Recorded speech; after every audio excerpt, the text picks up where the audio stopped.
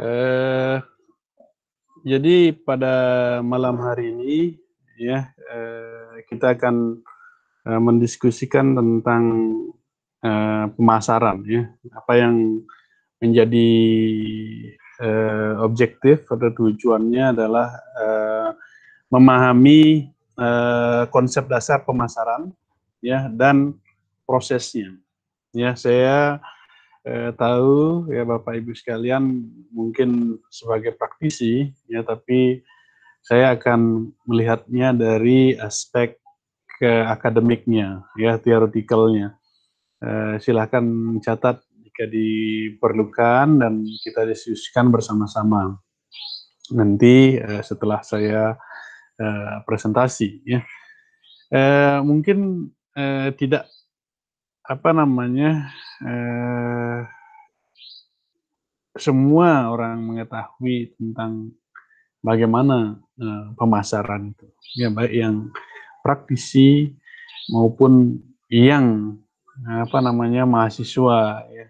Kalau boleh saya minta pendapat nih, kalau Bapak Ibu lihat dari gambar ini yang saya tampilkan slide di sini, apa kira-kira pemasaran itu ya? Ya ini ada apa namanya cruise ship ya, ada kapal pesiar, ada villa, ada rafting. Ya. Apa pemasaran itu kira-kira? Yang pemahaman mungkin yang sudah diajarin basicnya oleh Bu Chandra ya. Bentar Pak, saya nggak bisa lihat gambarnya. Nggak bisa? Saya nggak bisa. Yang lainnya bisa? Bisa ya? Saya bisa Bapak. Oke. Bisa Pak. Pakai laptop ya? Saya pakai tab. Ini pakai slide ya. Slide-nya nggak kelihatan ya? Nggak Pak. Saya coba. Ini buka di ini. Saya pakai tab karena dia. Sebentar. Ya, ini pakai. Nah. Oke, sambil jalan ya. Silakan Pak Lurah, mungkin Bu Nuning ya. Menurut Bapak Ibu sekalian apa itu ya pemasarannya? Ini. Mungkin saya bisa sharing. Bisa terdengar Pak suara saya Pak ya? Ya bisa, bagus. Bisa, terima kasih. Mungkin berbagi Pak ya. Karena saya baru juga belajar terkait dengan marketing atau pemasaran. Karena selama ini hanya fokus di pariwisata itu sendiri. Nah, dari sudut pandang saya terkait dengan marketing ya secara umum, marketing itu kan memasarkan gitu mungkin ya. Kalau dari pakar-pakar, para ahli saya tidak hafal dari menurut ini aja, menurut Bapak aja ini. Kalau menurut saya sih bagaimana seseorang dalam memasarkan produk yang dimiliki di bidang industri pariwisata sesuai dengan ada di gambar yang slideshow Bapak tunjukkan, memasarkan produk-produk yang ada di kapal pesiar, baik itu jasa maupun produknya. Kemudian bagaimana kita juga memasarkan suatu bangunan yang mungkin itu berupa jasa penginapan yang memiliki. Jadi contohkan satu aja Pak, satu aja, ini salah satu aja. Kalau kapal pesiar, jelaskan kapal pesiar. Oke, itu produknya kapal pesiar. Kalau contohnya di sini pemasaran dari produk penginapan atau villa gitu. Jadi bagaimana kita memasarkan suatu produk penginapan villa yang unik sehingga para tamu itu bisa mendapatkan suatu kesan atau pengalaman selama mereka menginap. Mungkin di sini kita memasarkan ciri khas atau kelebihan-kelebihan yang dimiliki oleh penginapan tersebut, baik dari segi produk yang ditawarkan maupun jasa-jasa yang ada di dalam villa tersebut. Kurang lebih seperti itu menurut sudut pandang saya, Bapak. Iya, secara keseluruhan itu udah merangkum materi yang akan diajarkan hari ini ya. Tapi secara spesifiknya kita akan bahas ya. Bu Nuning mungkin ada pendapat ini bagaimana, apa yang Bapak Ibu kita bilang pemasaran ya. SMK perlu pemasaran ya.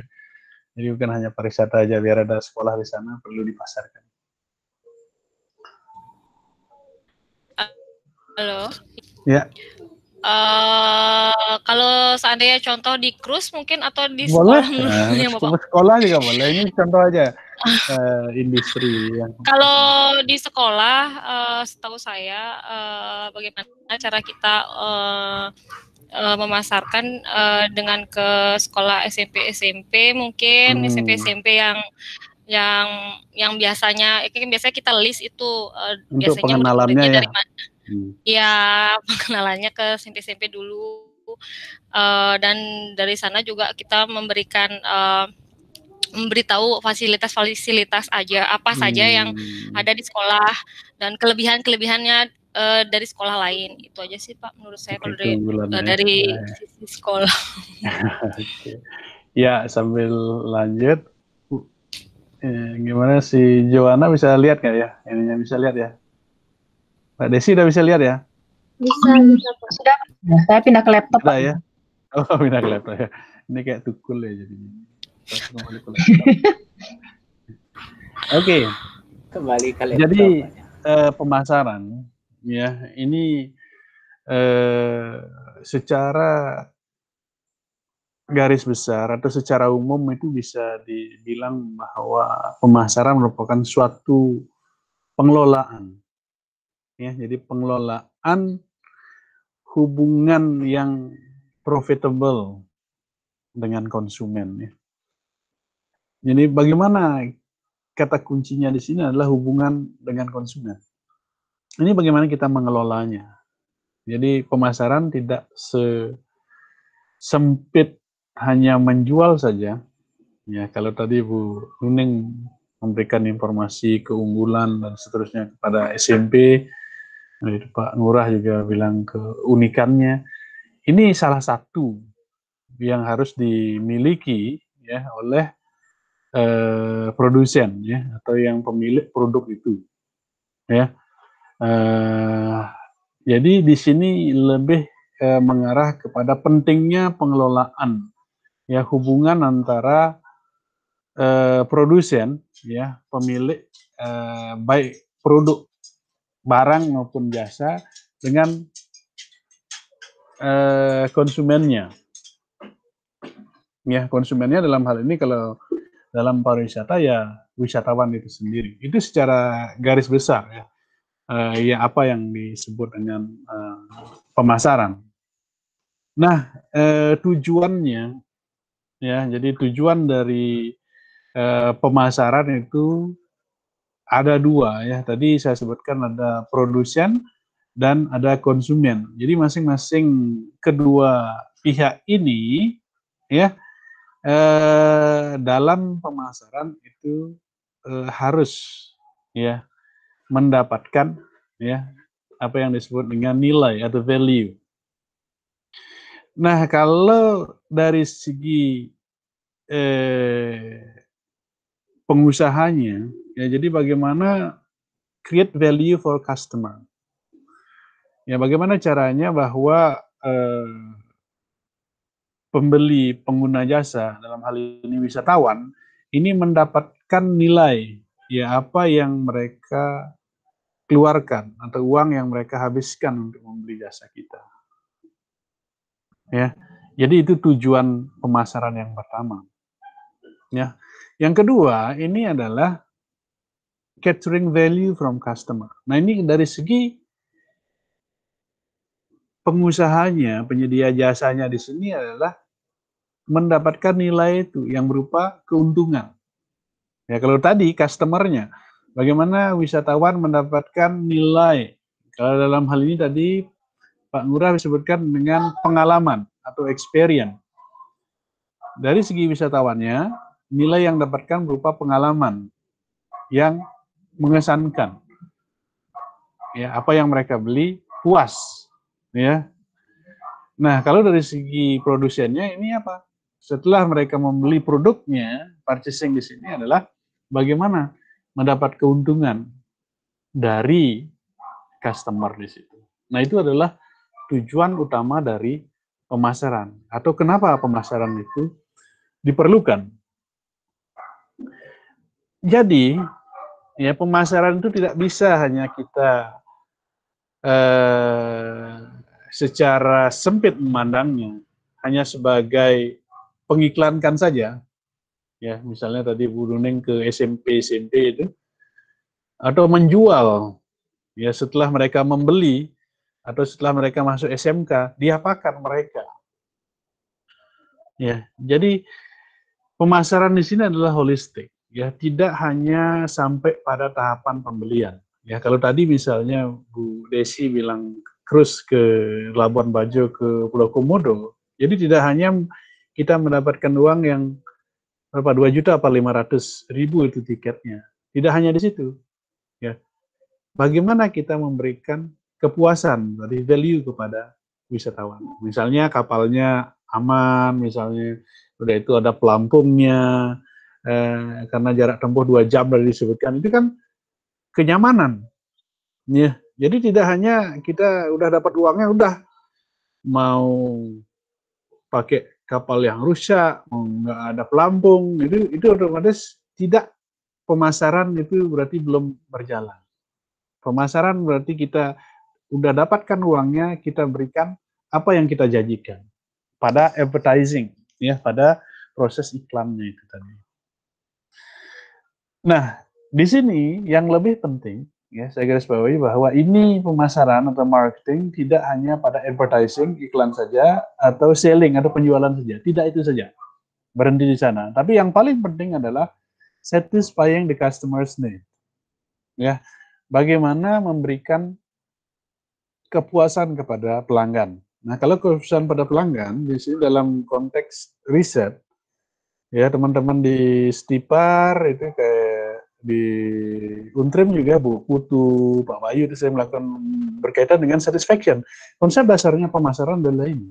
Jadi ketika satisfaction, kepuasan wisatawan dapatkan, itu akan terjadi 2 hal esensinya. Yang pertama adalah repeating repeating guest, nanti tamunya akan datang kembali menggunakan jasa atau membeli produk kita. Yang kedua adalah recommendation, yang memberikan rekomendasi kepada bisa jadi fellow temannya, ya teman-temannya atau koleganya, ya rekomendasi produk untuk pembelian. Jadi recommendation and repeat purchasing. Ya, jadi ada 2 hal ketika usaha yang Bapak Ibu kembangkan di sini, pemasarannya sudah jalan, sudah bisa memberikan kepuasan kepada pelanggan. Jadi pelanggan akan datang kembali, alternatifnya. Yang kedua adalah pelanggan yang puas akan bisa merekomendasikan tentang layanan jasa produk yang Bapak Ibu kaitkan. Nah, disinilah keberhasilan pemasaran. Kalau sampai wisatawan tidak puas, ya kayak sekarang kan riskan sekali, semua bisa di-review online, TripAdvisor, Google Review, dan seterusnya, itu bisa menjatuhkan perusahaan dengan sekejap. Ya, kalau sampai reviewnya ada yang negatif, yang disebabkan karena ketidakpuasan. Ya, puas itu artinya bahwa, tadi sudah saya sebutkan bahwa itu mencirikan bahwa tamu atau konsumen sudah mendapatkan value, nilai dari apa yang mereka keluarkan. Ya, jadi kata kuncinya adalah value atau nilai. Nah, ini pemasaran, ya ini selalu ya bertujuan untuk mencari customer baru. Ya, tadi saya sebutkan bahwa customer baru bisa jadi melalui promosi yang Bapak Ibu lakukan atau melalui rekomendasi, ya yang direkomendasikan oleh customer yang sudah puas dengan layanan kita. Ini keep grow. Ya, jadi apa yang kita miliki sekarang, misalnya rata-rata kedatangannya misalnya kayak ke Bali gitu, tahun 2019 itu 6 juta sekian, itu akan terus berdatangan, ya wisatawan ke Bali. Ya, begitu juga objek-objek wisata yang objek daya tarik wisata itu perlu di riset, ya perlu diteliti. Ya, bagaimana kepuasan wisatawan yang berkunjung ke sana? Adakah wisatawan yang sudah berkunjung berkali-kali? Oh ya. Ya, kalau kita lihat misalnya contoh kebun raya misalnya, kebun raya Bedugul, Botanical Garden. Mungkin ada orang sudah ke sana mungkin lebih dari 5 kali atau 10 kali berkunjung yang berulang-ulang. Ada mungkin yang pertama kali ke sana. Ini perlu diteliti. Kenapa kok wisatawan kembali ke sana? Ya, salah satu penyebabnya adalah karena kepuasan apa yang mereka harapkan sebelum mengunjungi tempat itu terpenuhi ketika mereka berada di sana. Ya, jadi tujuannya ya menambah terus konsumen pengguna jasa kita. Nah, di sini proses, ya, jadi pemasaran ini proses di mana perusahaan ya, atau industri pariwisata itu meng-create value untuk customer. Ya, pertama adalah creating value. Yang kedua adalah build strong relationship. Ya, kalau sudah dapat value, udah itu build strong relationship. Contoh saja, kalau saya boleh tahu Pak Joanna saya tanya ya, dari mana tahu Untrim ini ada program MMI? Ini real aja lah kita lihat di kampus. Gimana Pak? Dari mana Joanna tahu kampus Untrim? Dari Pak Putra Pak. Oh, Pak Putra Ya. ya, oke, Pak Putra ya. Terus apa yang Anda sudah dapatkan selama 3 semester di sini? Apakah Anda mendapatkan nilai tertentu dari pengalaman Anda? Ya, pengalaman sih banyak Pak pas di sini. Soalnya kan kalau dari pribadi saya pas kuliah di Untrim, teman-teman kelas tuh udah senior, jadi tantangannya lebih jauh ya, lebih. Iya. Terus udah yang ada banyak yang udah bekerja, jadi bisa dapat pengalaman. Itu yang value yang didapatkan. Ya, terus bagaimana menurut Anda apa yang dilakukan Untrim di sini? Ya, tim di MM untuk menjaga hubungan Anda ya. Joanna kan udah enjoy sekarang ya, walaupun berada susah. Apa yang dilihat di sana ya, di MM itu yang untuk menjaga biar tetap merasa puas? Apa yang sudah dilakukan oleh Untrim?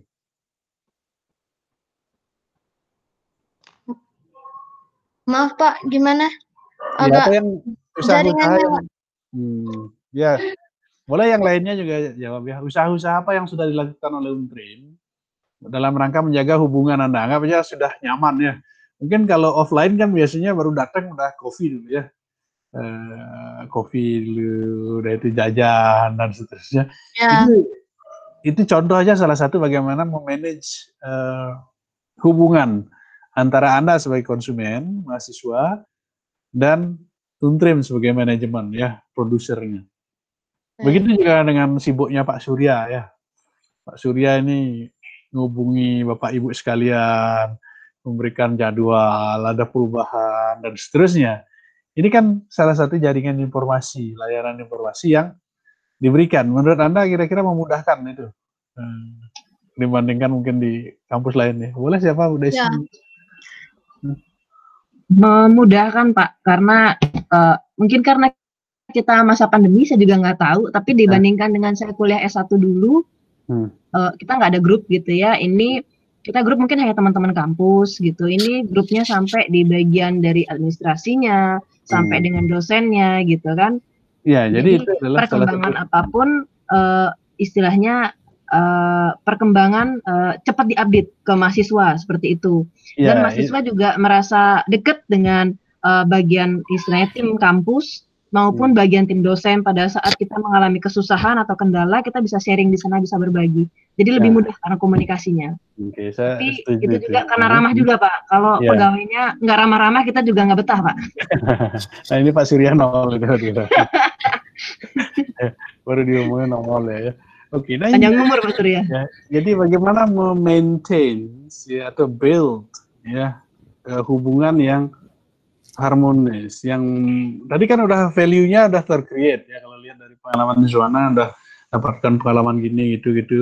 Udah itu sekarang menjaga hubungan di sini. Ya, saya tadi contohkan Pak Surya ya, kebetulan bagaimana energiknya mereka menghubungi dosen. Kayak saya udah dari hari apa itu di kontak saya. Nah, itu baru konfirmasi ke Bapak Ibu sekalian, mahasiswa. Ini adalah salah satu upaya bagaimana memaintain ya, biar tetap ya Bapak Ibu sampai tamat di sini. Dan bila perlu merekomendasikan nanti setelah tamat ya, banyak yang kakak-kakak kelasnya, ada yang Bu siapa itu ya dari Tabanan itu, Pak Ketut juga Pak yang dari dinas itu merekomendasikan temannya untuk masuk ke Untrim. Nah, itu adalah bukti yang saya sebutkan tadi. Ketika konsumen mendapatkan value, mendapatkan nilai apa yang mereka dapatkan, otomatis akan membeli kembali atau merekomendasikan tentang kepuasan yang mereka dapatkan. Selamat malam Pak Surya. Nggak dengar ya Pak Surya. Baru masuk Pak Surya, belum ini dia Pak, belum fokus Pak. Malam Pak Dokter, lanjutkan. Kuliah malam Pak Surya ya, ini ya. Ya. Oke, jadi karena pentingnya nilai ya value yang didapatkan oleh mahasiswa atau konsumen atau turis nanti, dan juga value berupa keuntungan dari perusahaannya, sehingga pemasar ya, seorang pemasar ini harus memiliki hal-hal sebagai berikut. Nah, yang pertama, understand the customer needs. Jelas. Jadi ini hanya bisa dilakukan melalui riset. Ya, jadi apa sebenarnya kebutuhan daripada konsumen? Ya, dalam konteks pariwisata itu kita selalu riset dengan motivasi. Ya, motivasi wisatawan berkunjung ke suatu destinasi. Apa yang disebut dengan dikategorikan menjadi push factors dengan pull factors. Jadi push factors adalah faktor pendorong ya, kenapa seseorang secara psikologi itu ingin bepergian atau mengunjungi suatu destinasi. Jadi ada keinginan sendiri wisatawannya itu. Itu harus kita pahami kenapa mereka. Apakah mereka karena ingin mempelajari budaya di destinasi, atau menikmati kuliner yang ada di sana, atau misalnya hal yang lain. Ya, ini kita harus teliti. Begitu juga dengan pull factors-nya. Hal-hal yang menarik di suatu destinasi, ya nanti siapa tahu ini ada di antara Bapak Ibu sekalian sebagai pengelola objek daya tarik wisata, jadi harus kita munculkan juga dalam pemasaran itu. Yang menjadi hal yang menarik untuk dikunjungi apa? Misalnya secara global, destinasi pariwisata Bali misalnya, budayanya yang unik ya, yang digabungkan antara budaya dan agama Hindu misalnya. Atau arsitekturnya berupa pura, relief dan seterusnya, atau kehidupan masyarakatnya dan macam-macam. Inilah yang menarik seseorang untuk datang ke suatu tempat. Ya, itu ada faktor penarik dan faktor pendorong. Itu adalah untuk mengetahui bagaimana customer needs. Nah, jadi nggak bisa kita memasarkan sesuatu tanpa mengetahui keinginan konsumen. Ya, itu yang pertama. Yang kedua, ini adalah price product affordably. Bagaimana memberikan harga atau menentukan harganya yang terjangkau. Artinya bahwa tidak terlalu mahal atau tidak terlalu murah. Ya, contoh saja kalau destinasi pariwisata di Bali itu beragam dia. Tiket masuknya mulai dari gratis, pantai misalnya. Hampir semua pantai di Bali gratis. Yang sudah dikelola secara mandiri, ada yang 15.000 tiketnya, ada yang 10.000. Yang dikelola secara profesional, ya sampai ke Taman Safari misalnya itu 200 ribuan tiketnya. Ini adalah bagaimana menentukan harga yang terjangkau, yang pas, sesuai dengan produk yang dimiliki. Ya, jadi nggak bisa juga kalau produknya baru misalnya belum kelihatan kualitasnya sudah mematok harga yang tinggi itu tidak akan laku. Sama juga kita di kampus Untri MM-nya ini, ya, jadi mematok harga di rata-rata, ya, tidak terlalu mahal. Misalnya perguruan tinggi lain seperti Undiknas, misalnya seperti itu, ya, tidak juga terlalu murah, ya, karena dari segi kualitasnya sudah terjamin, ya, dari akreditasi dan seterusnya. Nah, disinilah penentuan harga. Yang ketiga adalah develop product, ya, jadi tidak tidak statik dia. Jadi udah ada produk begini, harus terus berkembang atau berinovasi agar semakin meningkat nilai yang didapatkan oleh konsumen. Ya, kalau saya lihat di suatu tempat-tempat wisata, ya, contoh saja misalnya di Taman Safari misalnya, itu mulai dari berkunjung pertamanya hanya lihat-lihat binatang saja, ya, udah itu udah berkembang sekarang, ya, berapa kali saya sana udah ada feeding bird, feeding elephant, ya, udah itu ada berkembang lagi drama show-nya itu, terus berkembang lagi ada kolam renangnya. Ini adalah upaya-upaya pengembangan produk terkait dengan kegiatan wisata untuk memberikan nilai yang lebih, ya, sehingga wisatawan merasa lebih puas. Nah, ini juga berkaitan dengan keunggulan, ya, tadi Bu Nuning menyebutkan SMK, ya, jadi bagaimana keunggulan produk yang dimiliki SMK lainnya di sini, apa keunggulan kelebihan yang di-create oleh SMK Pegri 5 di sini, sehingga siswanya yang sekolah di sana merasa nyaman, ilmunya lebih banyak, labnya semakin baru misalnya. Itu adalah usaha-usaha yang dilakukan untuk membuat siswanya di sana belajar dengan nyaman, merasa mendapatkan nilai dari apa yang mereka keluarkan uang SPP. Sama persis dengan Ibu di sini, ya. Pak Surya mungkin dia kuliahnya jam 6, Pak Surya dari jam 5 sudah sibuk membelikan kopi, ya, udah itu pesan kuenya di sana sini, ya. Itu adalah upaya-upaya yang terkait dengan peningkatan nilai yang didapatkan oleh mahasiswa, ya, tidak hanya mendapatkan ilmu dari dosen-dosen, saya kira udah dokter semua, ya, yang ini dalam maupun luar negeri. Ya, jadi ada aspek-aspek yang hal lain yang bisa bertambah, ya. Apalagi nanti Bapak Ibu nanti pas sudah ujian proposal, udah tesis, itu sangat membantu, ya, tim dari administrasi ini, ya, Pak Surya, Bu Kade, dan Bu Sili, itu, ya, timnya solid, ya. Itu akan memberikan pelayanan yang bagus. Itu product development, ya. Jadi tidak boleh konstan, ya. Jadi harus dinamis, ya. Nah, selanjutnya adalah distribusi, ya. Bagaimana kita mendistribusikan produk kita secara tepat, ya. Ini berkaitan nanti dengan strategi pemasaran, ya, berupa segmenting, targeting, dengan positioning. Ini berkaitan distribusinya kepada siapa, dan melalui media apa kita sampaikan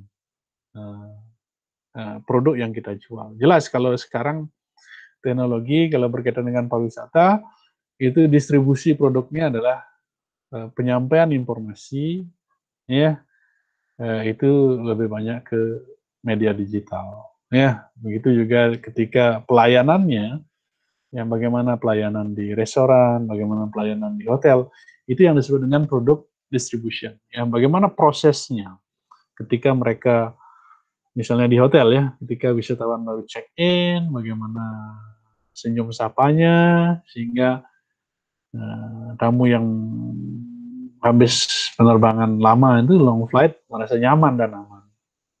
Ya, ini kan perlu bantuan mereka, perlu pemberian situasi yang nyaman.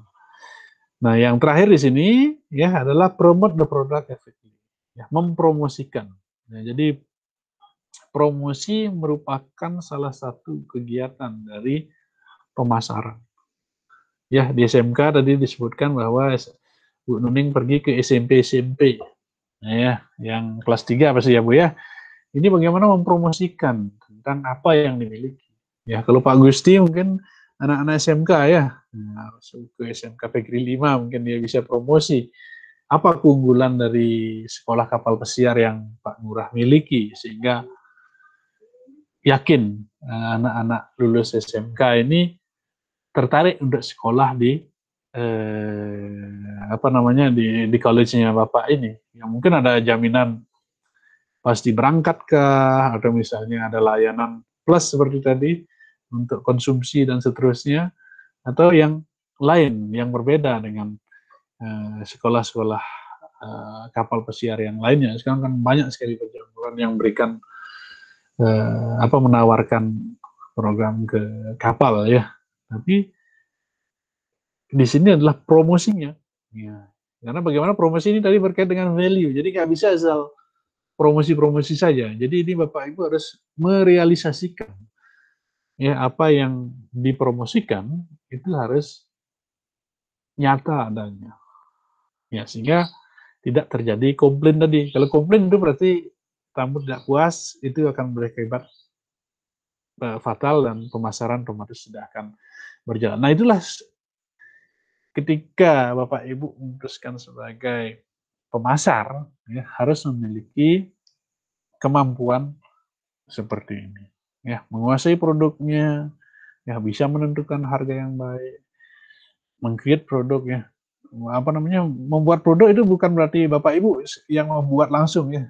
Misalnya restoran yang saya maksudkan dengan developing product, di sini bukan Ibu sebagai Bapak Ibu sebagai pemasarnya yang membuat makanan, tapi chefnya. Oh, ya, chef, ini tren anak muda sekarang makannya begini, misalnya anggap aja makan malamnya begini, menu yang mereka sukai, minum yang mereka sukai adalah ini. Hasil riset tadi memahami konsumsi, kasih chefnya ya, untuk membuat menu khusus untuk anak-anak muda misalnya seperti itu. Jadi tidak harus, ya sekali lagi, tidak harus Bapak Ibu sendiri yang membuat produknya itu ya, di tim, di departemen yang terkait yang akan membuatnya. Ya. Nah, ini yang berikutnya adalah tahapan, ya, proses bagaimana pemasaran itu berjalan. Ya, yang pertama ya seperti saya sudah jelaskan tadi bahwa understand the customers. Ya, kita harus tetap melaksanakan riset. Ya, apa sebenarnya yang diperlukan oleh wisatawan ya dalam hal ini. Ya, dari segi kualitas produk boleh juga, atau dari segi harganya dan seterusnya. Itu kan misalnya lakukan riset dengan faktor-faktor yang mempengaruhi seseorang untuk berkunjung, ya, bisa kualitas produk, kualitas harga, jarak, ada tempat, itu kan banyak hal bisa dipahami. Yang kedua adalah ketika sudah membeli, ya, membeli tadi, itu harus create customer value, ya, pastikan tadi apa yang diiklankan didapatkan oleh wisatawan. Ya, kalau dalam iklan-iklan makanan itu yang paling sering komplain.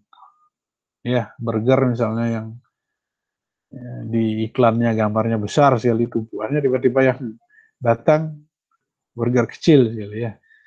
Itu sering terjadi seperti itu dagangnya. Pizza misalnya di gambarnya besar, ada ini itu toppingnya, tiba-tiba yang datang ini pizza tipis misalnya. Itu kan tidak puas itu. Tidak ada value yang di-create. Ya. Nah, disinilah harus sinkronisasi bagaimana promosi, ya, terutama yang menggunakan website nanti promosinya destinasi pariwisata ini harus meyakinkan, oh misalnya keamanannya, kebersihannya, itu destinasinya dijelaskan secara deskriptif di website, tapi begitu datang itu harus bisa dibuktikan apa yang diiklankan. Itu namanya creating value. Nah, tadi building relationship tadi, proses ketiga adalah menjaga. Begitu tamu datang di Bali, sampai nanti kembali di bandara, mau berangkat itu harus mendapatkan pengalaman yang biasa. Sama dengan Bapak Ibu semuanya. Ketika baru daftar, sampai nanti wisuda, ya, itu tim Untrim akan berusaha menjaga, memberikan pelayanan yang terbaik. Ya, mungkin yang jarang-jarang masuk akan dipanggil, ya, misalnya ada ketemu dosen yang sulit dicari akan diberikan solusinya dan seterusnya, itu pasti akan dilakukan. Ya, konteksnya sama persis di dalam pariwisata. Ya, menjaga. Ini yang agak susah. Ya, kenapa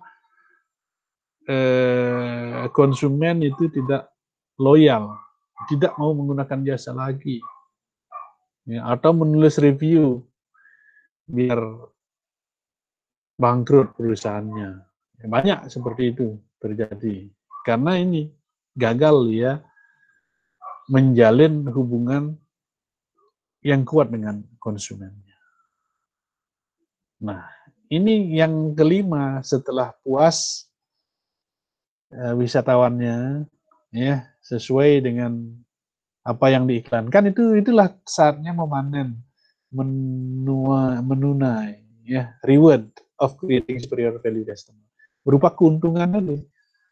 Ya, saya yakin untuk penentuan harga, misalnya contoh aja makanan gitu ya, satu piring capcay dengan satu piring nasi misalnya, ini udah pasti ya, sudah dihitung berapa cost untuk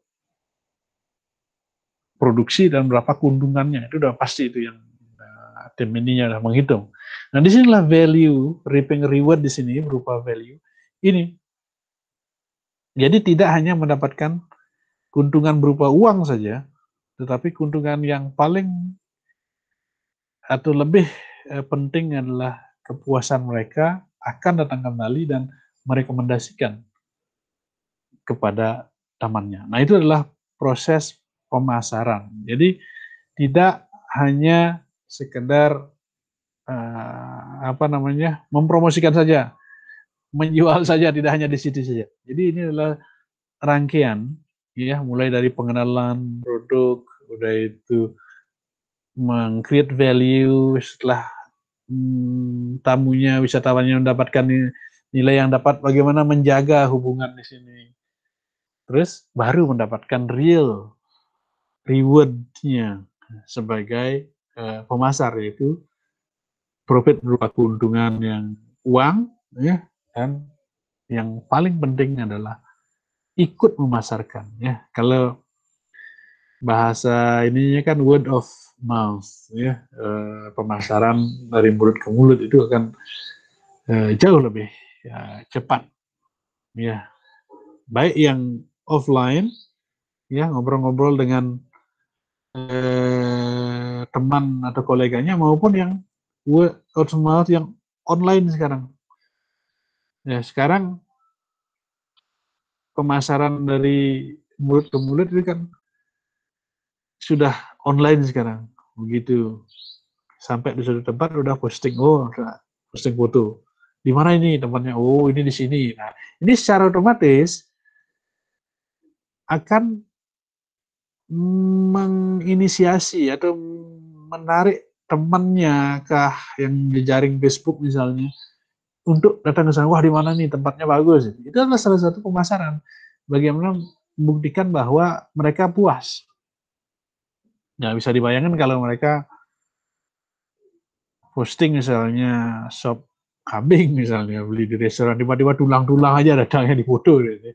Wah, di mana ini beli tulang kambing ini? Orang nggak mau datang ke sana ya. Nah, kecuali yang bagus-bagus tadi ya. Kalau saya lihat di teman-teman di Facebook itu bagus impression yang spot-spot menarik yang di foto, sehingga itu secara langsung mempromosikan objek daya tarik wisata. Oke. Sampai di situ dulu kalau ada yang tanya ya, dari konsep pemasaran, tujuan pemasaran, proses pemasaran ya. Sebelum saya lanjut, silakan dulu kalau ada yang tanya.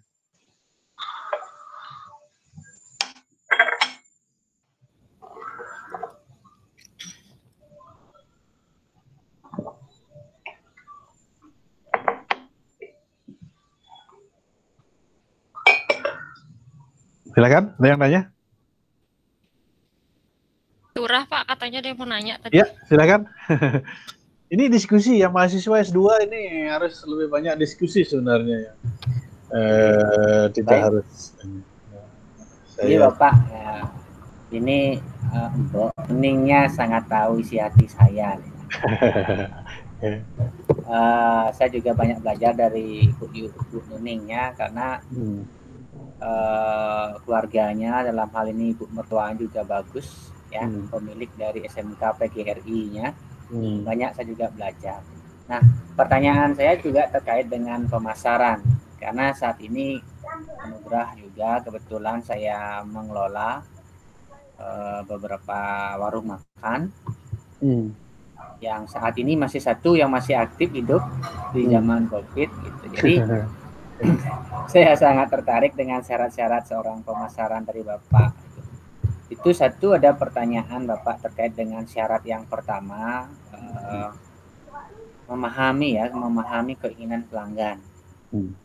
Nah, menurut Bapak dari pengalaman ataupun ide, saran dari Bapak, bagaimana kita bisa memahami pelanggan bila mana saya berbisnis di warung makan gitu Bapak. Ya, itu aja sih Pak sementara dulu. Itu oke. Ya, itu sebenarnya terkait dengan slide berikutnya. Jadi bagaimana kita memahami konsumen ya. Ini harus di riset ya, diteliti secara gampang-gampang lah. Warung makan itu misalnya ya, dicontohkan. Kita survei aja konsumen mana yang lebih dipentingkan bagi mereka ya, dari segi porsi. Contoh saja ya, Bapak berikan mana lebih suka porsi makanan yang banyak nasinya dengan sedikit sayur misalnya, dan ini, atau dengan berimbang nasi sedikit sayur banyak dan seterusnya. Kita untuk membuat produk di sini apa yang tepat ya. Kalau anggap saja Bapak Ibu udah lokasinya di proyek bangunan misalnya ya, di proyek pembangunan gedung misalnya, itu kalau jual nasi kepada buruh proyeknya, nggak bisa kita jual nasinya yang hanya sedikit ya, udah itu sayur dan lauk-lauknya sedikit juga.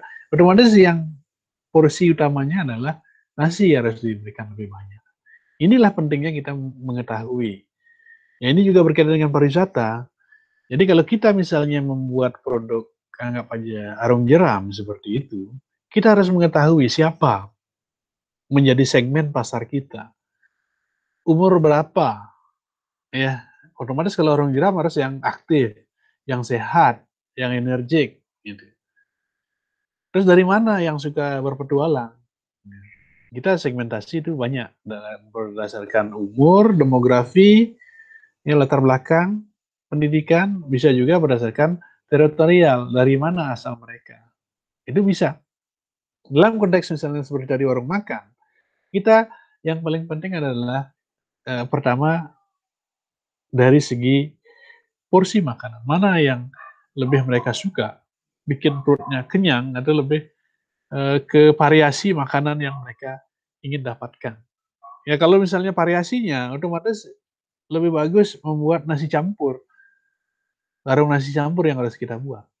Karena semua ada. Nah, basic ada sedikit, sayur ada, mie ada sedikit ya. Satu jipit gitu. Kalau targetnya adalah karakter pembelinya orang yang suka lauk banyak, nasi juga sedikit. Tapi kalau misalnya yang targetnya hanya satu lauk saja dengan nasi, itu nasi Padang ya.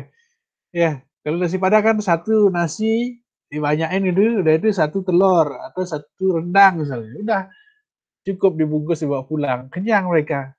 Dia tidak perlu makanan yang bervariasi tadi. Nah, di warung Padang nggak dapat Bapak mie sedikit ya, udah itu apa basic seed, udah itu tempe sama apa gerang itu biasanya ya. Kan itu di warung Jawa biasanya dapatnya Pak. Nah, itu harus disurvei apa sebenarnya tipe nasi yang bagaimana sebenarnya dibutuhkan dalam konteks Bapak buka warung di mana misalnya. Ya, seperti itu. Ya, saya yakin yang dagang-dagang bakso yang itu mereka survei dulu di mana tempat yang cocok untuk buat bakso. Oh, sini ada banyak dagang lalapan. Oh, sini ada banyak dagang begenyol misalnya. Oh, di sini kayaknya belum ada bakso sapi. Dia buat di sana. Pasti banyak yang beli karena dia apa tadi berkaitan dengan produk itu produk differentiation ya. Jadi bagaimana menjual sesuatu yang produknya berbeda. Beda. Atau misalnya kekonsistennya, Bapak di contoh kis warung tadi ya, apa yang khas ada di warung itu? Anggap aja kalau makanan Bali itu sambal bongkot ya. Ini ya, sambal bongkot itu sebagian besar kalau orang Bali itu biasanya suka. Ya, kalau targetnya orang Bali yang pembelinya itu otomatis harus ada sambal bongkot, ada sambal serai itu ya. Pasti akan oh iya yuk makan di sana itu ada sambal ini enak mesti gitu. Walaupun dagingnya apa. Kalau orang Jawa ya sambalnya sambal terasi sama sambal tomat biasanya. Itu warung inilah perlu memahami apa ya ini berkaitan dengan tadi pemahaman di sini kita harus bisa membedakan apakah dia hanya pada pemenuhan needs ya needs ini artinya pemenuhan kebutuhan pokoknya saja. Tapi kalau konteksnya berwisata itu lebih cenderung ke demand ya. Jadi nilai dibutuhkan juga tapi sudah lebih dari kebutuhan dasarnya gitu Pak. Kalau dalam pariwisata ini kita harus mengarah ke understand the customer demand. Apa yang mereka butuhkan? Ya, kalau wisatawan yang datang ke Bali saya kira macam-macam jenisnya ya. Mungkin ada wisatawan yang nginap satu malam 50 juta. Ya kayak di apa namanya? Di Legian itu 35 juta per malam ada. Sampai wisatawan yang di jalan Legian itu nginap di kos-kosan yang 150.000 per malam juga ada. Ini customer demand. Mereka secara fisik, kebutuhan makan, minumnya itu sudah terpenuhi. Mereka ingin sesuatu yang lebih. Itu juga disebut dengan demand-nya. Apa yang mereka butuhkan? Berkaitan dengan pelayanan jasa inilah diperlukan riset. Oh, wisatawan memerlukan ini. Itu yang kita create produk. Ya. Artinya kalau kita melakukan survei terhadap situasi lingkungan, haruskah kita itu menyebarkan kuesioner atau kita melakukan yang namanya mencari informasi secara acak atau sampling untuk mendapatkan data-data itu Pak ya? Harus survei. Ya harus survei dengan apa namanya? Dengan responden yang karakteristiknya yang berbeda. Ya, jadi tidak kalau anggap aja buka warung makan di tempat umum. Tapi kalau udah jelas buka warung makan misalnya di kantin sekolah, itu udah pasti itu pembelinya tinggal buat tidak perlu responden yang memiliki stratified atau kualifikasi yang berbeda. Ya paling mereka kelas misalnya SMP di kantin SMP, jadi SMP kelas 1, SMP kelas 2 dengan SMP kelas 3 itu kebutuhan makannya pada saat istirahat saya kira mirip-mirip mereka. Akan bisa kita batasi jenis menu yang akan kita buat. Tapi kalau pariwisata tidak bisa. Pariwisata memerlukan responden yang multi ya. Jadi multi karakteristik. Tadi saya sebutkan bisa segmentasi melalui demografi. Ya, kita harus tahu umurnya, latar belakang pendidikannya, ya, udah itu karena untuk menentukan aktivitas apa yang mereka cocok. Ya, misalnya, anggap aja kita mau buat spiritual tour misalnya, ya, tour yang spiritual ya, ada kegiatan melukat misalnya, udah itu ada kegiatan apalah mengunjungi tempat wisata itu kan diperlukan survei. Sebenarnya wisatawan yang bagaimana yang akan tertarik untuk membeli atau mengikuti program kita. Gitu. Jadi kita bisa ketahui, oh ini loh pasar kita. Ya, sama seperti saya contohkan tadi, Arung Jeram.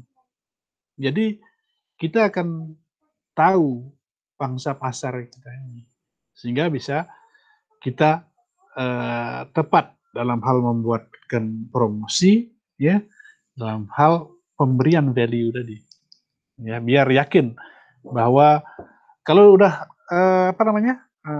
pasti misalnya petualangnya itu anak-anak muda kasih air yang cetek itu kan malas, airnya gini nggak kencang gitu ya, sungainya itu kan nggak menantang ya. Oh tapi harus begitu kasih air yang kencang deras, ini senang, enjoy mereka. Orang tua nggak mungkin turun jurangnya aja mau nyari raftingnya itu udah ngos-ngosan ya, apalagi pas naiknya habis rafting itu capek. Gitu. Iya, makanya inilah pentingnya segmentasi, mengetahui apa sebenarnya yang diperlukan oleh konsumen. Boleh tambahan sedikit, Pak? Oh, silakan. Pak Gusti, mana Pak Gusti? Saya lupa karena Pak Gusti kan sudah membuat lokasi, Pak. Dia sudah berjalan, mungkin dia ingin memantapkan apa yang saya buat, apakah bisa berkembang baik, itu kayaknya yang saya tanggap sih. Ya benar Pak Gusti ya? Nah. Lokasi, Pak? Ya, halo, ya, lokasinya di mana? Saya lupa ya. Untuk lokasi yang terbaru, kita baru berdiri 3 bulan, masuk sekarang ke bulan keempat, itu di pedesaan ya Pak, di Mambal, di tengah sawah. Mambal.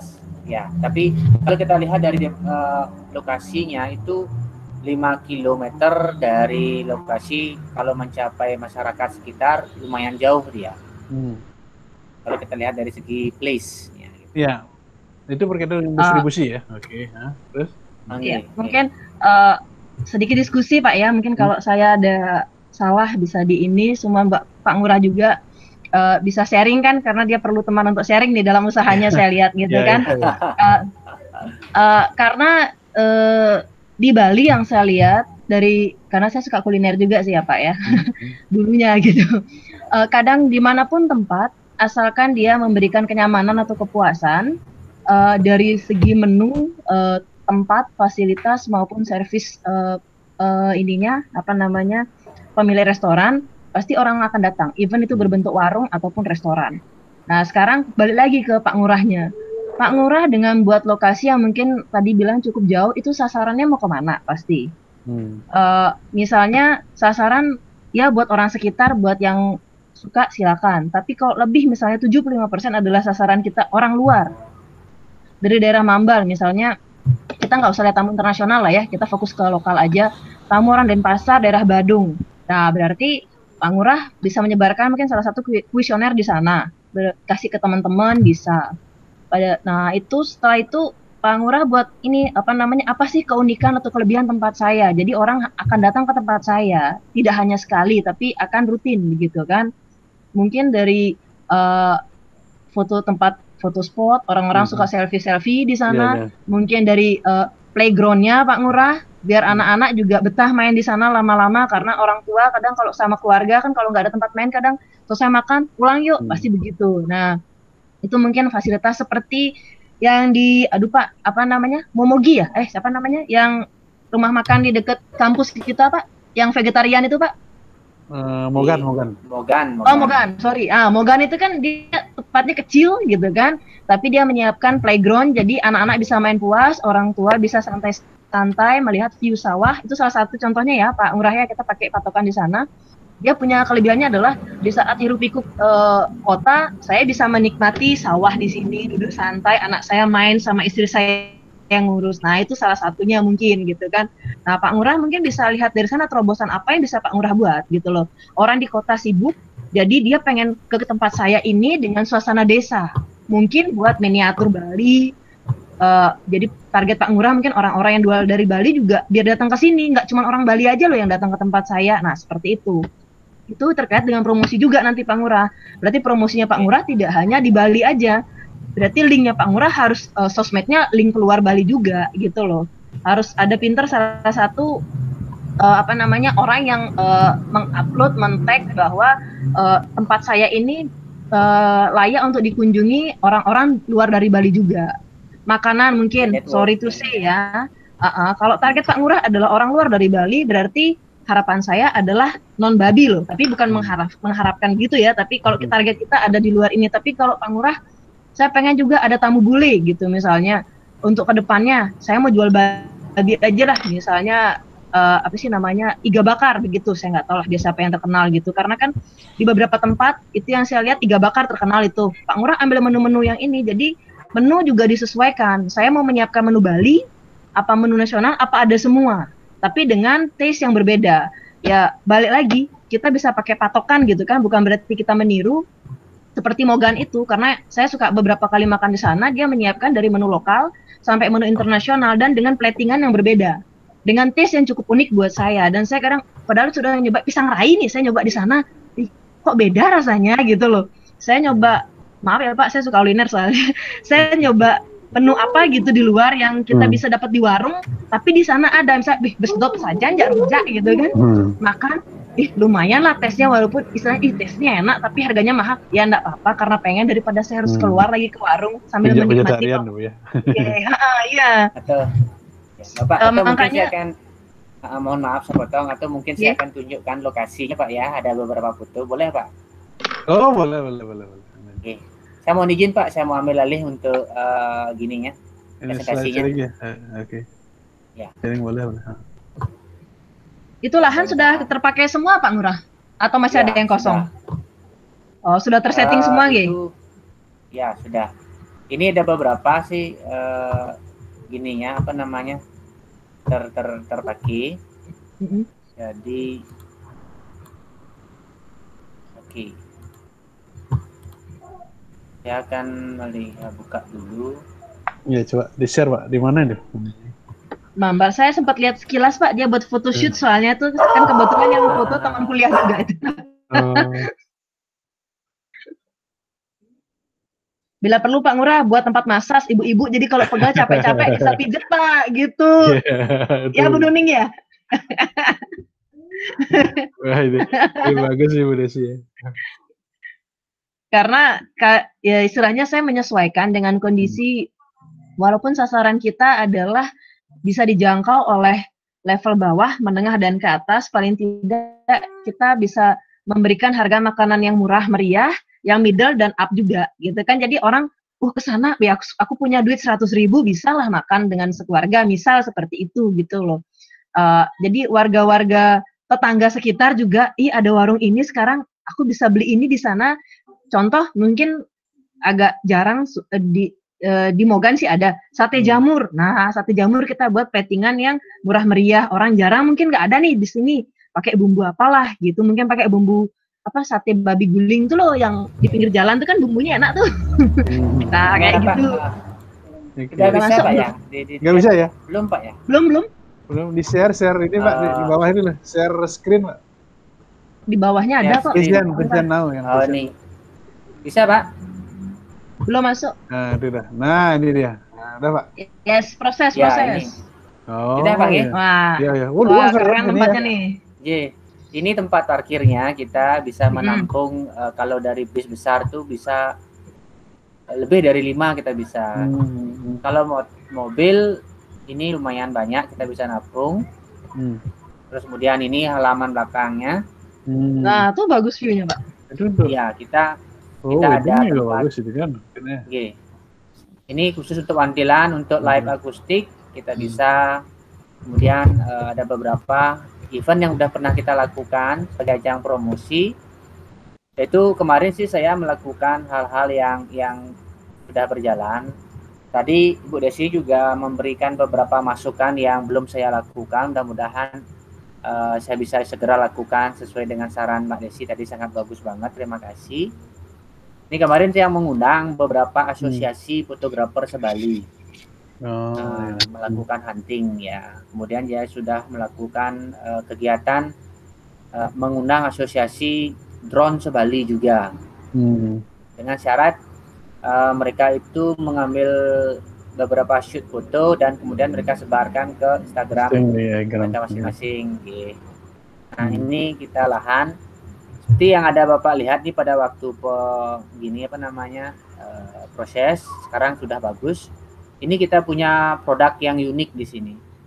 Produknya ini kita bekerja sama dengan masyarakat lokal, di mana masyarakat lokal yang mau menjual menu tradisional seperti rujak, tipat, daluman, jajah Bali, tapi mereka jajah Balinya enak.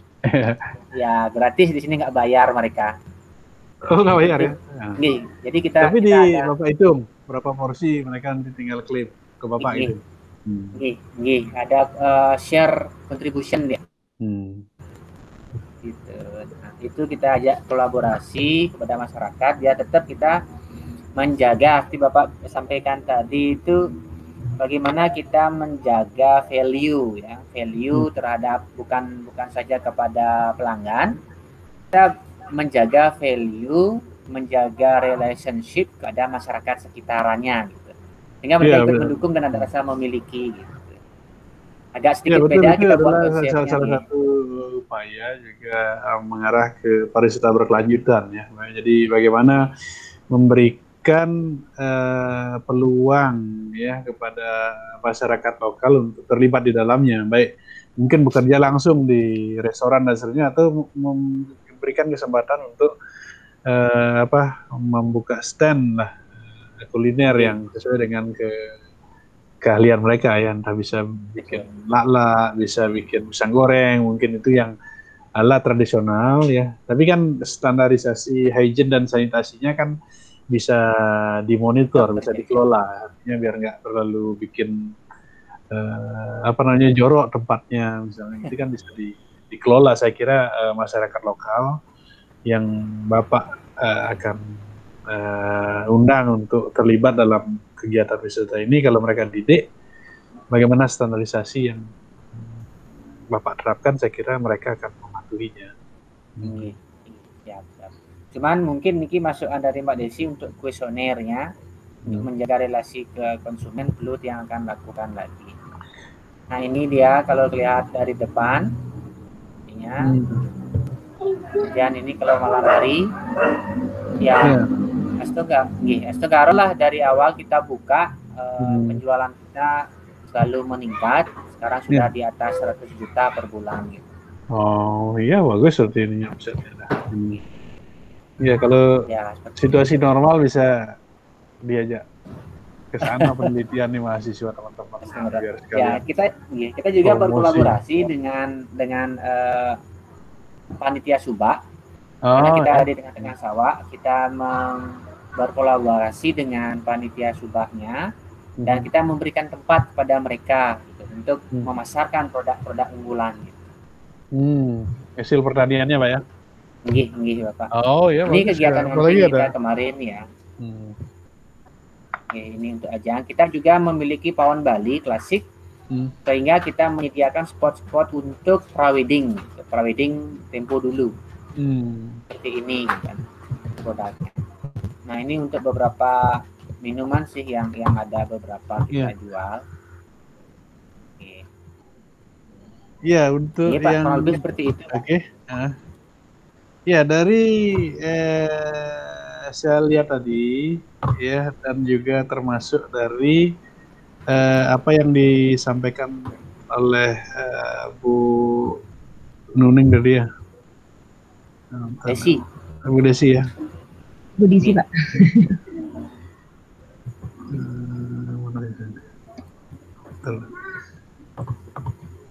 Ini berarti harus ada ya. Pertama ya, yang product development, Pak. Ya, jadi disarankan tadi dengan keanekaragaman ya. Ya, seperti tadi disebutkan bahwa produk development berapa jenis menu yang harus dikembangkan, ya, dan fasilitasnya di sini, fasilitas pendukung ya. Tadi disarankan harus ada playground untuk anak-anak, ada itu ada separuh mungkin ya untuk ibu-ibunya tadi disebutkan itu bagus juga idenya dia. Jadi ini product development yang penting. Nah inilah yang diperlukan riset Pak. Bagi wisatawan yang sudah ke sana kan harus diberikan kuesioner ya, fasilitas apa yang terkait dengan kegiatan wisata ini yang perlu ditambahkan. Artinya bahwa tidak juga semua kebutuhan wisatawan kita penuhi, tapi aspek-aspek yang sudah ada dan terkait yang masih ramah lingkungan itu akan bisa dibuat ya atau dikembangkan di tempat ini saya kira. Nah itu yang berkaitan dengan produk development-nya ya. Nah kalau saya tambahkan tadi yang berkaitan dengan produk, kalau saya lihat tadi itu adalah misalnya foto hunting untuk kegiatan tadi itu semuanya saya kira berupa stage attraction. Artinya bahwa atraksi itu yang sengaja dibuat ya ketika ada wisatawan yang datang ke sana ya entah itu atraksi Nyuwun Banten tadi kalau saya lihat ada itu atraksi Majapahit itu yang kita sebut dalam konsep itu inauthentic attraction atau stage attraction. Jadi atraksi di mana yang secara khusus dibuat dikemas sedemikian rupa untuk kepentingan wisatawan. Nah yang menarik menurut saya karena ini tengahnya di sawah itu boleh ditambahkan dengan yang authentic attraction, Pak. Atraksi yang memang alami.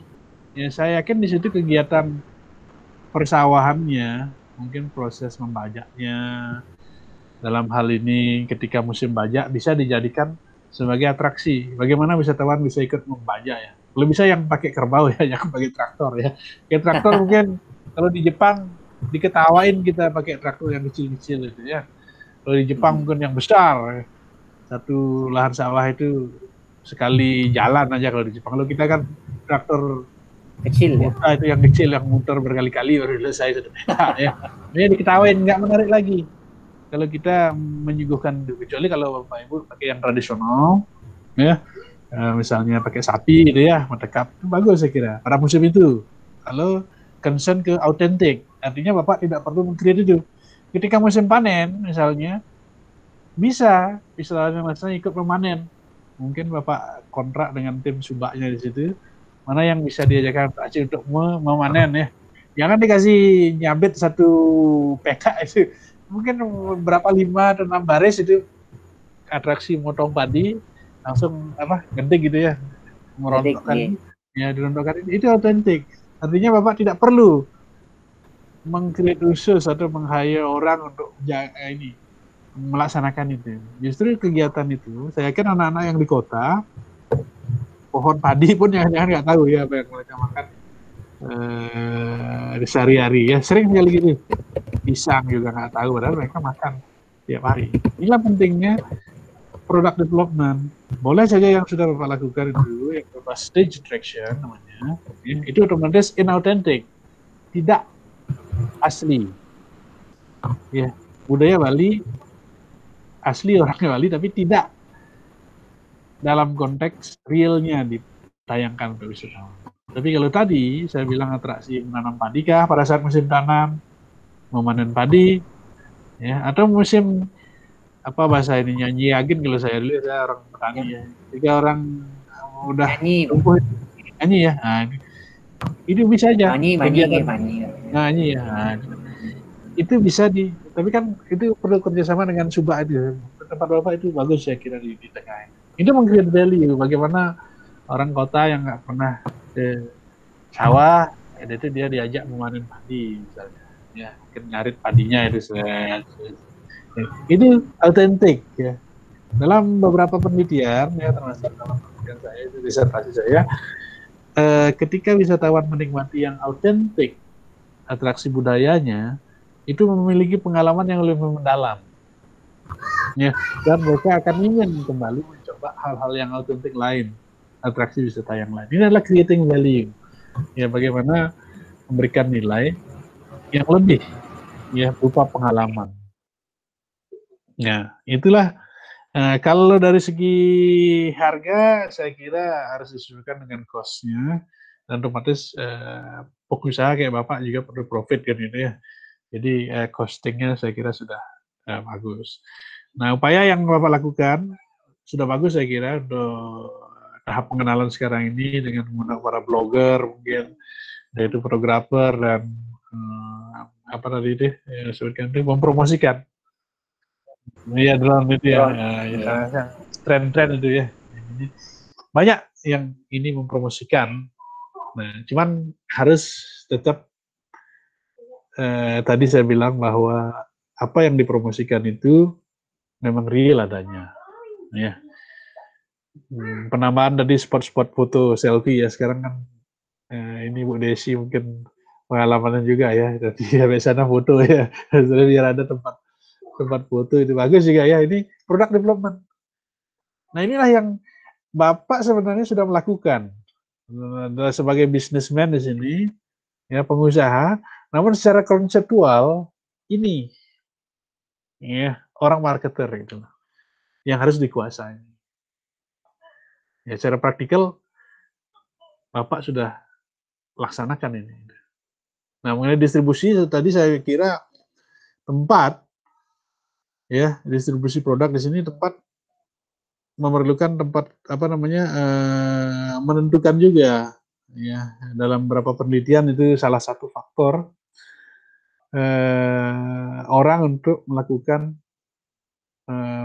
pembelian suatu produk, yaitu dalam perilaku konsumen ya, dalam pembelian itu adalah salah satunya adalah tempat di sini atau distribusinya sejauh mana bisa dijangkau, aksesibilitasnya bagaimana, parkirnya. Saya kira kalau untuk apa namanya liburan keluarga itu yang bawa mobil kecil tuh banyak sekali daya tampungnya Pak. Ada lebih 20 atau 50 mobil Pak kalau mobil kecil ya. Luas kayaknya parkirannya. Banyak ya. Rah. Ditanya Bapak tuh. Ya ini mati gini ya. Iya Pak, untuk daya tampungnya lumayan banyak. Kita memiliki tempat untuk sepeda motor ada. Terus kemudian mobil, nggak salah kemarin kita sempat menyelenggarakan reuni itu sebanyak 100 orang kita kemarin. 100 itu mobilnya, ya mobilnya saya hitung kemarin sekitar 60 mobil bisa 60. Yang kecil-kecil. Nah, iya itu mobil micro mini lah, minibus itu lah. Ya cukup banyak saya kira. Oke, kita lanjut ya. Ada yang ke konsep ininya justru yang. Oke, Pak, kalau boleh izin, ya. Izin lagi satu. Boleh. Ini saya putarkan videonya, boleh Pak ya? Boleh. Sebelum saya ini tambahkan. Siapa tahu Bapak nanti ada. Pak promosi Pantura ini. Kalau nanti kalau Bapaknya bawa tamu ke sana dapat diskon banyak ini. Pasti. Dapat diskon. Kalau jadi gaya dapat komisi ya saja. Mudah-mudahan Bapak bisa berkunjung di suatu saat di akhir pertemuan kuliahnya sama teman-teman.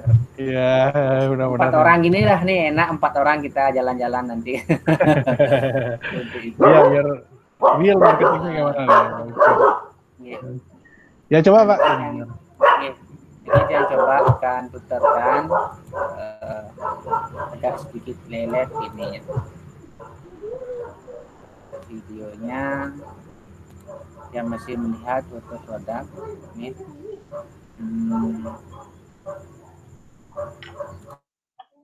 Joanna masih monitor ya? Nanti tidur ya Joanna. Nggak ada kabarnya. Masih Pak. Pak, gimana caranya untuk belajar di pengusahaan nih? Di present Pak. Gimana caranya untuk bawah Pak? Present now. Oke, di present. Nah. Oke. Itu pilih ininya. Pilih sudah. Untuk ngambil videonya di YouTube. Video play dulu di layarnya Pak. Ya play dulu. Okay. Itu pilih dah dia klik ininya, di mana link ini gambar video. Nggih. Gambarnya nggih. Ampun iki. Saya akan ulang kembali untuk muternya.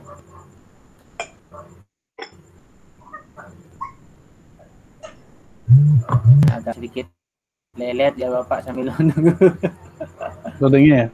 Iya Pak, nanti ya nanti kalau umpamanya bisa saya akan minta izin lagi Pak. Mungkin bisa dilanjutkan dulu deh Pak. Iya, lanjut ya. Oke.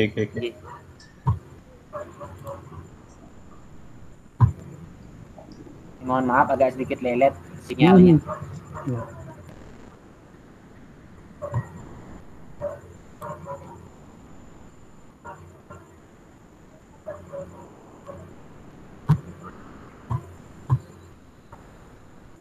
Oke, saya langsung saja yang oke. Bisa dilihat ya. Oke, sekarang kita bicara tentang marketing system ya. Jadi bagaimana sistem pemasaran itu ya dalam konteks pemasaran pariwisata.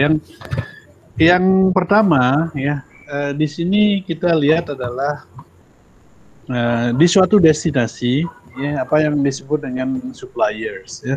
Jadi semuanya kalau kita bicara destinasi pariwisata ya, yang kita sebut suppliers adalah semua bisnis terkait dengan pariwisata.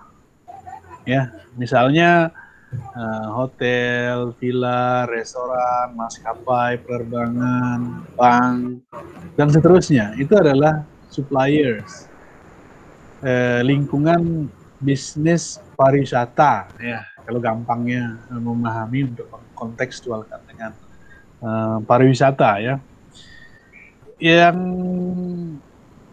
di sebelahnya di sini adalah company. Ya, company di sini adalah perusahaan yang terkait. Ya, kalau di bawahnya ini competitors. Ya, kita contohkan misalnya company-nya berupa hotel. Ya, anggap aja hotel. Jadi yang disebut dengan competitors adalah hotel-hotel lain di luar hotel kita. Ya, begitu juga dengan Bapak tadi. Ya, di sana nggak tahu ada nggak competitors ya, usaha pariwisata yang sama yang ada di sekitar sana. Ya, jadi harus tidak ada, ya. Ada ya. Nah, disinilah bagaimana sendirian ada ya. Sendirian. Nah, apalagi sendiri ya. Berarti Bapak udah menang satu poin, di kompetitorsnya nggak ada. Ya, kalau kita contohkan di Kuta, hotel itu kelasnya aja. Kalau kita company-nya hotel berbintang 3 misalnya. Di Kuta itu hotel berbintang 3, di satu kelasnya itu banyak sekali.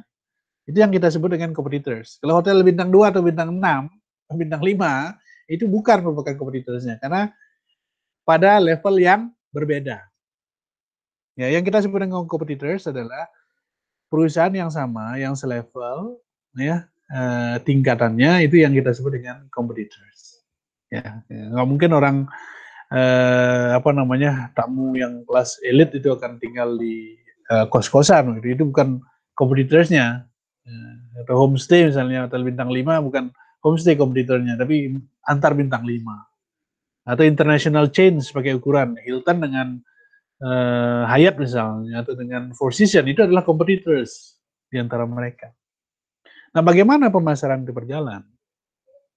Tadi saya sebutkan di awal bahwa kunci pemasaran adalah mengelola hubungan antara produsen atau konsumen produsen, ya, dalam hal ini hotel misalnya, ke konsumen, tamu yang menginap di sana. Contohnya seperti itu. Nah, bagaimana suatu perusahaan, suatu hotel itu bisa mendapatkan tamunya? Yang pertama ini adalah prosesnya. Ini melalui marketing intermediaries. Ya, marketing intermediaries artinya melalui perantara.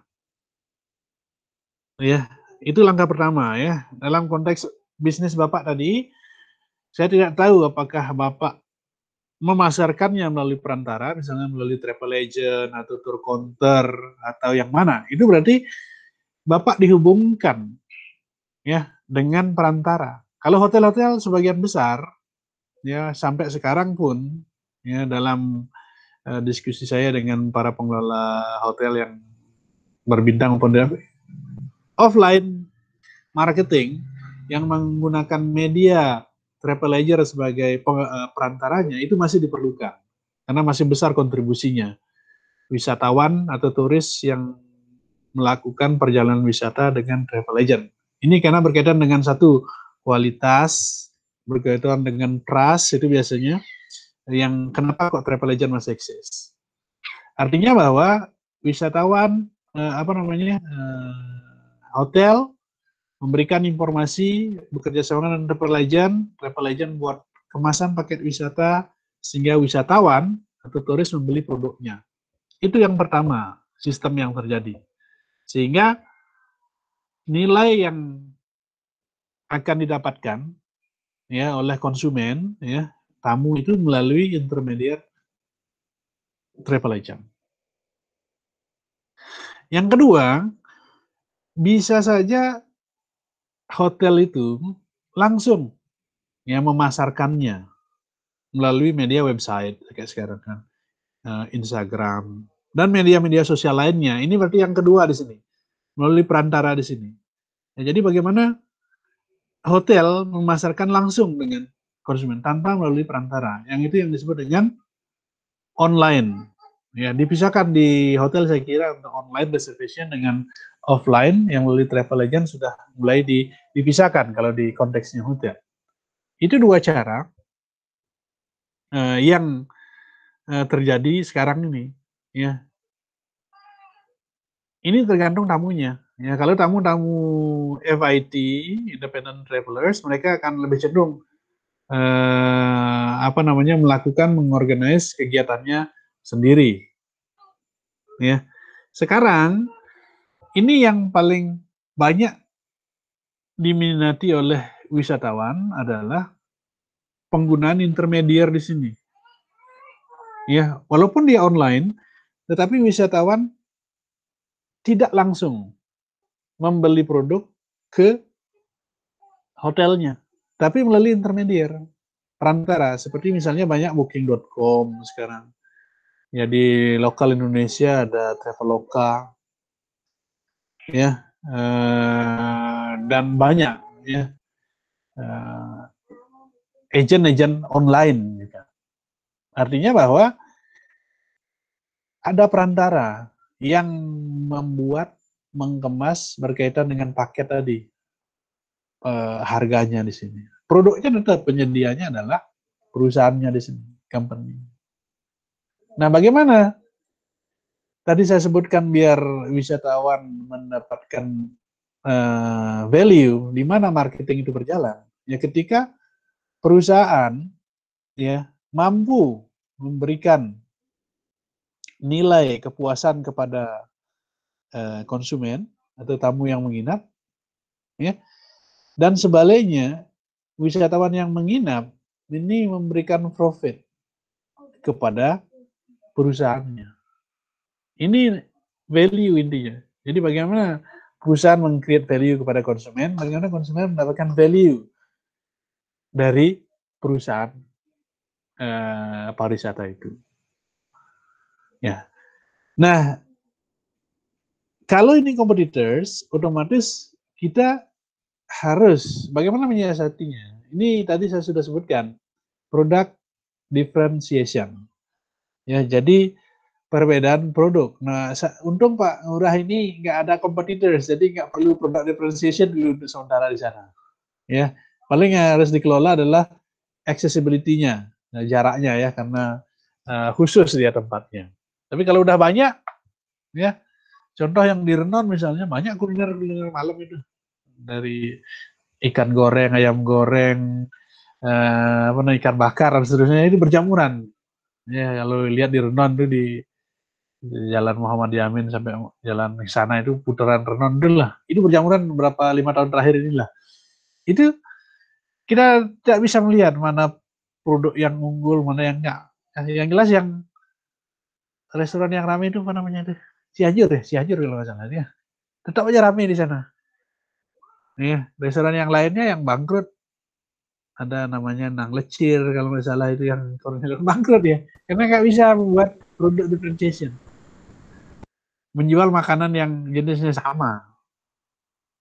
Nah, kecuali ada yang restoran apa itu, yang targetnya lebih murah itu M20 apa M22 itu namanya. Itu targetnya lebih murah harganya. Banyak juga ramai di sana. Kelas tamunya, kelas yang makan juga beda. Walaupun makan ikan sama ya, ikan goreng atau ikan bakar, sama produknya. Tapi tadi segmentasinya, pasarnya dia berbeda. Nah, di sini competitors penting disiasati dengan produk differentiation biar kita laku jualannya. Nah, ke semua ini ya, ini kita tidak bisa lepaskan dari major environment force. Ya. Jadi ini faktor alam ya seperti sekarang ini pandemi ya. Ini tidak bisa kita apa namanya? Ukur keberhasilan pemasaran ya. Itu force major ya. Hal-hal yang di luar dugaan kekuatan kita ya seperti pandemik, bencana alam itu yang akan menggugurkan semua ini. Marketing tidak akan berjalan ketika ada major influences ini ya mengganggu. Ya, itu agak susah ya. Jadi intinya bahwa kalau konteksnya customer di sini adalah wisatawan, dia akan banyak sekali terlibat menggunakan jasa-jasa di sini. Yang saya sebut suppliers tadi. Wisatawan datang ke Bali pakai penerbangan. Ketika mereka di Bali cash perlu mereka datang ke bank. Ya. Misalnya paspornya habis mereka harus ke imigrasi. Ini yang disebut dengan suppliers. Hal-hal terkait yang dibutuhkan oleh wisatawan ketika berada di suatu destinasi. Nah, ini yang bagaimana suatu sistem pemasaran itu.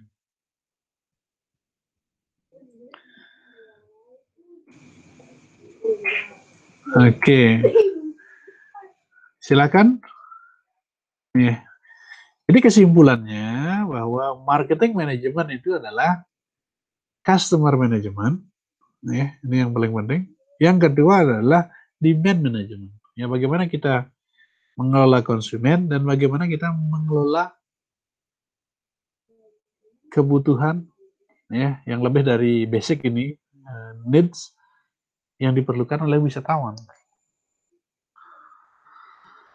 Oke, silakan kalau masih ada yang ditanyakan.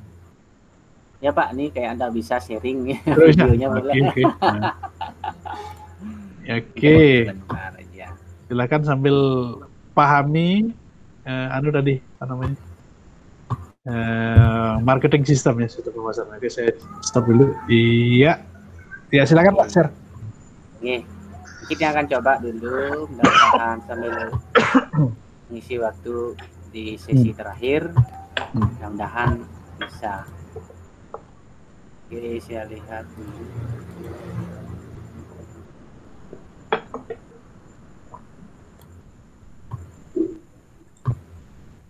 Ini diambil dari presentasi Pak ya, di jendela Pak ya? Iya, di preset now Pak, yang apa presentasikan sekarang mungkin. Ini punya saya bahasa Inggris ininya settingannya ya. Yang kanan bawah itu Pak, yang ada sudah. Ada tanda panah itu Pak. Cuma di sini Anda Bapak ampun memberikan izin berarti Pak ya, sudah untuk presentasi Pak. Ya. Oke, di sini yang caranya seperti tadi Pak waktu presentasi foto itu. Oke. Sini nggak bisa muncul lagi gininya izinnya Bapak. Anda harus memberikan izin untuk berbagi layar. Iya, berikan izin Pak. Bapak sendiri itu. Iya, izinkan. Oke, saya udah izin. Berarti di sini low Pak ya? Low gitu Pak ya? Iya, low. Izinkan.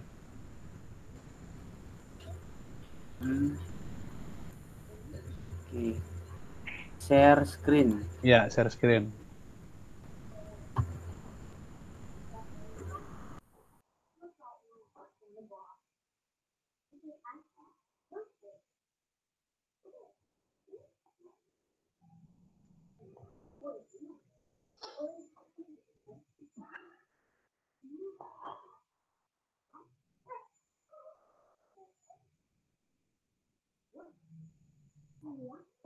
Oh dia Pak.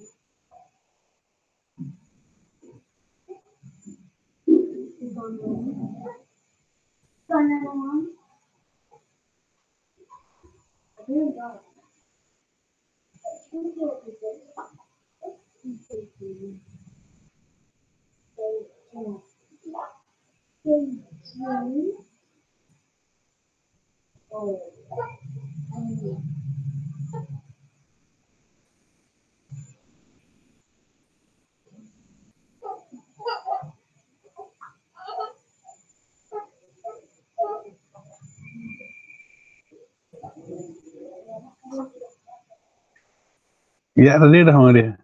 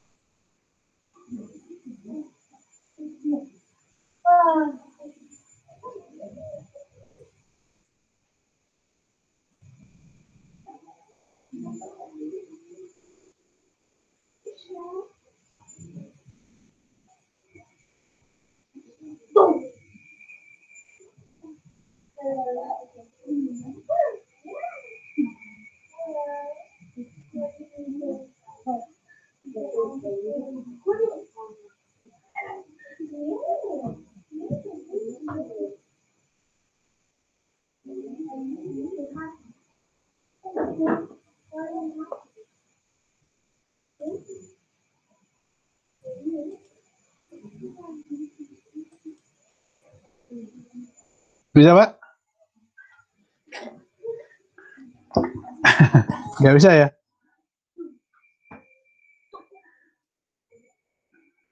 Oh, putus ya dengeran ya?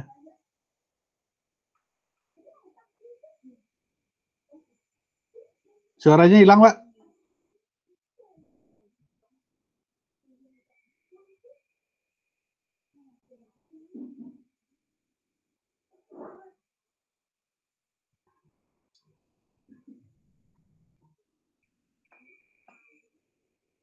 Halo, yang lain bisa dengar ya? Masih ya? Oh ya. Ya, bisa Pak. Ya, mungkin ada kendala Pak ini. Pak Ngurah ya.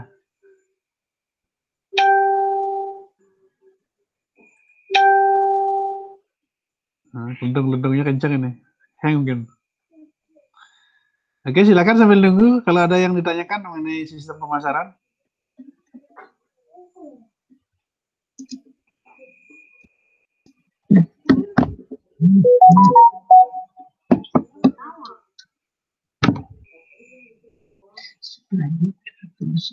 Kompetitor.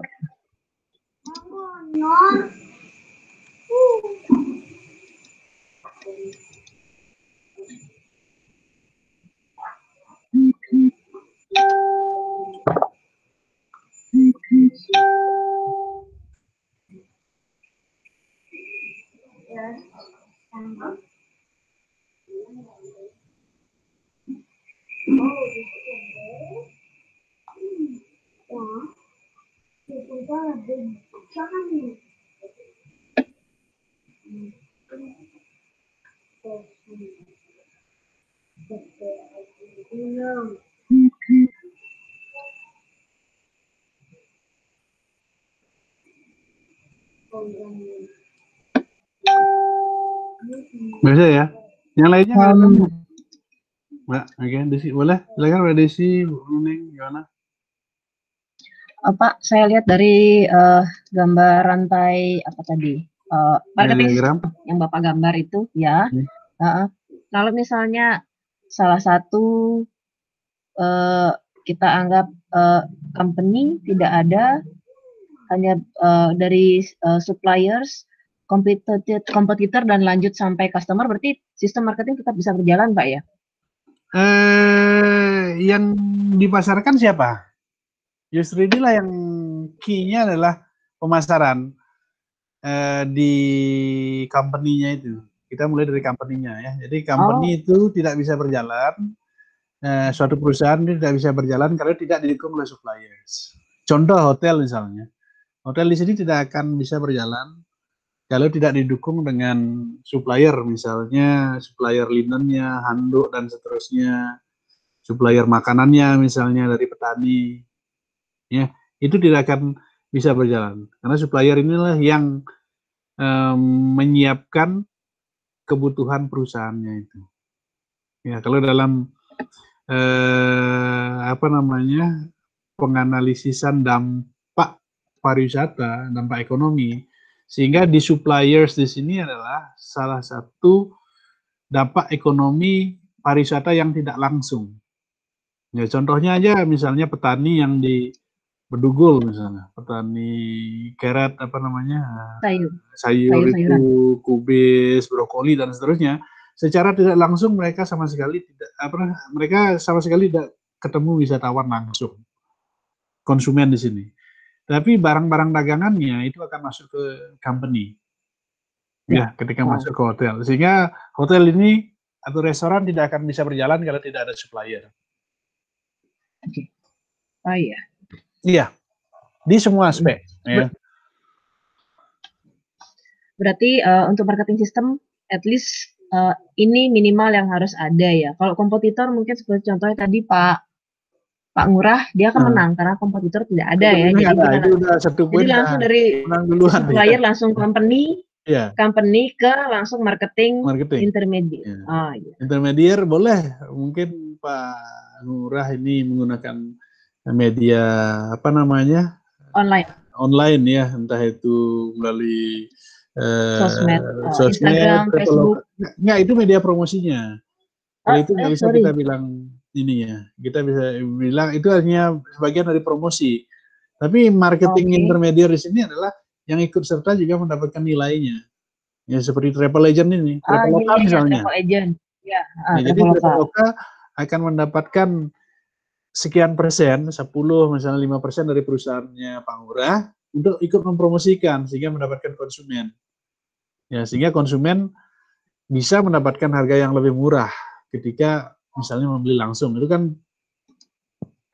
namanya taktik pemasaran. Ya, dengan adanya pemberian kontrak rate dan seterusnya itu adalah taktiknya. Bagaimana hubungan antara company dengan intermediate. Ya, tidak menutup kemungkinan bahwa kalau melalui travel intermediate itu harganya lebih murah. Ya, sering sekali seperti itu. Ya. Lebih. Iya. Nah, gitu. Seperti yang ada di Traveloka lah ya. Kalau kita beli yang gampangnya. Kita beli hotel langsung sama di Traveloka beda. Ya. Karena Traveloka sudah memiliki kerjasama dengan perusahaannya. Ya. Kadang juga bisa lebih mahal Pak ya Traveloka. Kadang bisa lebih mahal kalau dia tahu kita posisi kejepit dan seterusnya, dia udah blok dulu atau nggak ada kamar itu. Itu kan permainan ininya. Pakai sistem dia. Pakai sistem. Ya, udah sistemnya itu juga dilihat dari kontribusinya, seberapa sering dia memberikan kontribusi support ya di pengisian okupansi kamarnya, biasanya gitu mainannya. Dan yang paling banyak kalau di Bali travel agent, marketing intermediate, karena mereka dibuat dalam satu kemasan. Jadi bukan hanya menjual kamar saja, mereka menjual turnya. Ya, inland kah, apa namanya, ada di sini outbound dan seterusnya. Paket dinner mungkin. Iya, dibuat paket dan seterusnya. Sehingga masih mementingkan. Tadi saya sebutkan bahwa walaupun ada media online reservation, intermediar seperti booking.com dan seterusnya, namun tetap saja wisatawan banyak ini ya, terutama wisatawan Prancis, wisatawan Jerman kalau saya lihat, yang datang ke sini karena mereka ingin pengalaman yang mendalam. Ya, bisa saja turis datang langsung ke Bali. Ketika di Bali dia datang ke objek wisata, sampai di sana bengong ya, nggak tahu ini ceritanya apa dan seterusnya, tidak ada mendapatkan penjelasan dari guide-nya. Nah, kenapa kok orang turis masih tetap menggunakan travel agent walaupun dunia sudah maju? Karena itu dia travel agent-nya meng-create value, dibuat satu kemasan, dibuatkan guide yang profesional, yang kompeten, sehingga bisa menemani selama masa turnya, yakin bahwa turis yang diajak itu dari segi pengetahuannya menambah, dari segi kegiatan wisatawannya mereka puas, bisa mengikuti kegiatan wisata yang recommended. Ya, artinya udah dipastikan lah yang akan diikuti ini udah bagus. Contoh misalnya kayak rafting gitu ya, itu rafting dari harga 150.000, ya kalau langsung ke spot itu ada. Tapi kalau kita bandingkan dengan sobek rafting, contoh itu sampai ratusan ribu, nah 68 sampai 80 US per person itu masih tetap laku karena quality dia jual. Begitu juga dengan cruise lain. Cruise yang ke Lembongan ada yang 200.000 itu kalau naik ferry itu yang di Sanur sampai di Lembongan. Tapi kalau naik Bali High ini 86-90 US dia. Karena di dalamnya ada breakfast, ada entertainment dalam perjalanan, dari barbecue, itu kan creating value. Jadi bagaimana perusahaan itu meng-create biar wisatawan itu mendapatkan kepuasan. Iya Pak. Ya sehingga. Makasih Pak. Berarti udah satu paket itu ya sistem itu. Ya ini karena satu sistem pemasarannya. Terima kasih Pak. Oke.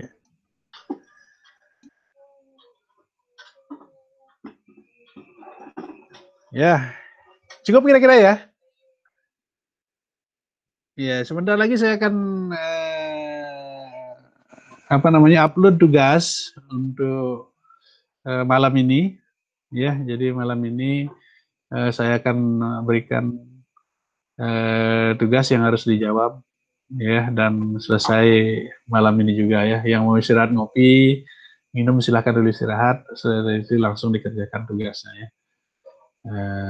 Saya tunggu sampai selesai nanti uploadnya. Ya, saya kira cukup sekian dulu dalam waktu 5 atau 10 menit. Silahkan kembali ke Google Classroom-nya. Saya akan berikan 2 pertanyaan yang terkait dengan materi yang saya sampaikan pada hari ini untuk memastikan bahwa Bapak dan Ibu sekalian di sini mengerti ya, tentang materi yang saya sampaikan pada hari ini, yaitu konsep dasar pemasaran. Ya, dengan demikian saya ucapkan terima kasih ya. Besok jam berapa ya ininya ya? Jam 7 lagi ya? Jam 7 apa jam 6 Pak? Kan katanya besok lagi ya? Iya, Pak, mending jam 7 jam 6. Iya. Maunya. Ya mungkin jam 7 aja, jam 6 nanggung sekali soalnya, biar habis makan malam gitu ya. Boleh Pak, saya biar habis salat maghrib Pak. Ya itu dah bagus ya, jadi biar mungkin jam 7 juga. Ya jam 7 lagi. Oke. Dengan demikian saya ucapkan terima kasih kepada Bapak Ibu semuanya. Terima kasih ya, juga Pak. Dan selamat malam ya. Terima kasih Pak. Selamat malam. Ya. Teman-teman, selamat malam. Malam. Bye.